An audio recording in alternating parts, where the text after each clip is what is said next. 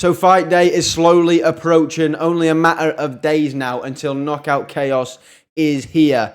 Anthony Joshua and Ngannou, Zhili Zhang versus Joseph Parker. There's so many good fights here to take place. But today we are doing a prediction on the full card and every single bout taking place. So my first lot of predictions for this insane card, I am going to go with Nowitzki to get the job done over Torres. I believe Roman Fury will get the job done over Martin Svark. And I believe Almayuf will get the victory in a super lightweight contest over Flores. I do believe they'll get the win. I think the opponents they're against, they're quite set up to get the win. I believe they're just stepping stones for their career. And I think they'll get the job done quite easily, with Nowitzki probably getting a finish, same with Fury, and I think Almayuf will get a decision victory.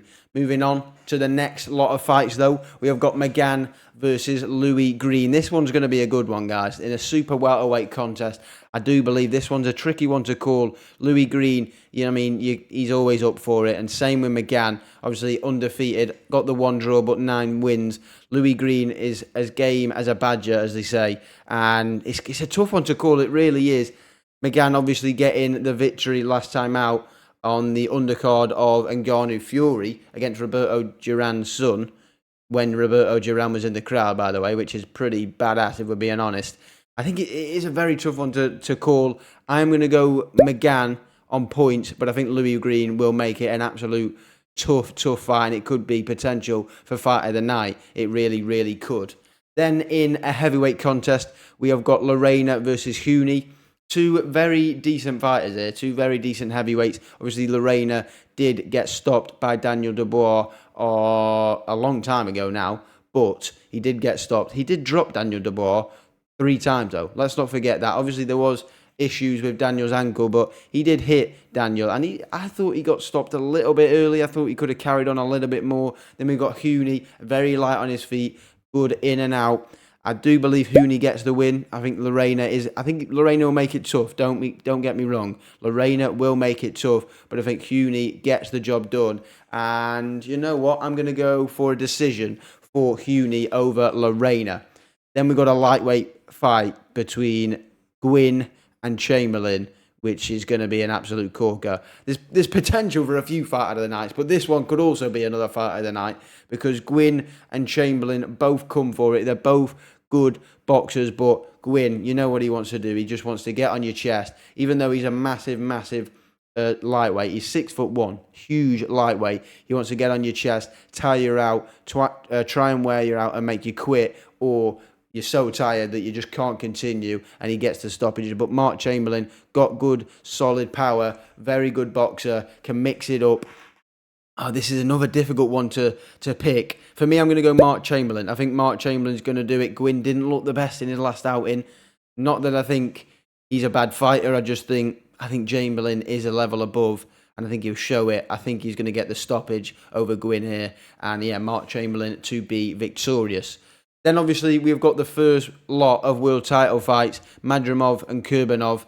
We don't know if that one's happening. It could be, it might be, it might not be. It was off, it might be back on. We've not seen them at the Grand Arrivals, of course, and I don't know if they've been at the open workout. I've not seen the open workout yet. So it could be on, I don't know. But we're going to make a prediction. For me, I think I'm going to go with Kurbanov to get the victory. But like I said, I don't know if that fight is actually taking place. Hopefully it does, because it's another bout and a world title fight at that as well. And world title fights are always good money. However, we've got the Scouser. Nick Ball is fighting Ray Vargas for the WBC World Featherweight Championship. It's going to be, there's so many potential fight of the nights here. I don't see many of these fights disappointing. I really don't.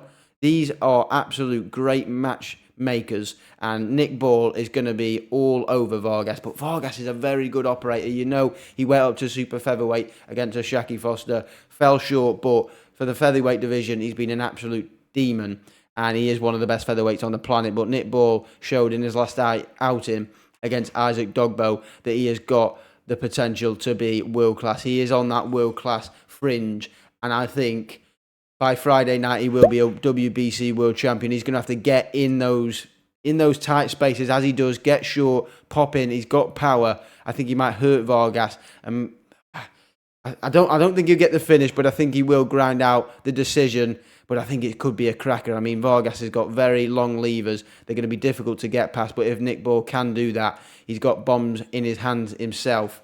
And it could be a tricky night for Vargas. But I'm going to go Nick Ball. The Scouser to win it. Ray Vargas is going to go back-to-back defeats. But Nick Ball is going to be your new WBC World Featherweight Champion.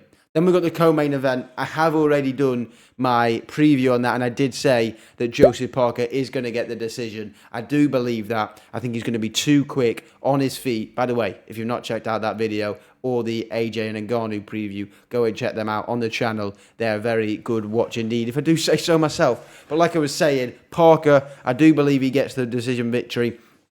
I think if Parker gets past that 6-7 round mark, he's probably going to have to take a good licking because Zhang is going to come for it. Zhang is at that age where he can't really afford a loss at this stage, so he's going to come for it. But we know he does tire. That engine and those feet do let him down. I think Parker's ability to box on the back foot, box in and out, and I just think that is going to be the winning formula for Joseph Parker. I do believe that is the way he wins. He's going to get a unanimous decision. Joseph Parker, the new interim world heavyweight champion. And then we got the big boy, Joshua versus Ngannou. Again, like I did on the preview, I did do my prediction and say AJ wins. I don't know if I said how he wins. I can't actually quite remember if I did say how he wins, but I'm going to tell you how he wins. My prediction for the main event, for Knockout Chaos, between Joshua and Ngannou, is Anthony Joshua to win by late stoppage. I do believe he is going to stop Francis Ngannou, something that no one ever has done, and what would absolutely poo on Fury's party, if we're being honest, because it would be absolutely incredible for Joshua to stop Ngannou, and I do believe he does it. I think it's going to be hard in the early rounds, but I think Joshua's experience and skill and speed will just be a bit too much for Francis, and I think AJ will be able to put a pace on Ngannou that he can't handle. We did see him tire a bit in the Fury fight. It wasn't the fastest pace, and I think Joshua put a good pace on him, and I think Joshua gets the stoppage from about 8 rounds onwards. I think 8 to 12, I think he'll get the stoppage, and he'll move on to bigger and better things. That is my prediction for the full Knockout Chaos card. I'm going to enjoy watching this on Friday. Stay tuned. We've got plenty of content. Formula 1, boxing, UFC, loads to come this week, so stay tuned. But that is going to be it from me today. I hope you enjoyed, and I'll see you on the next one.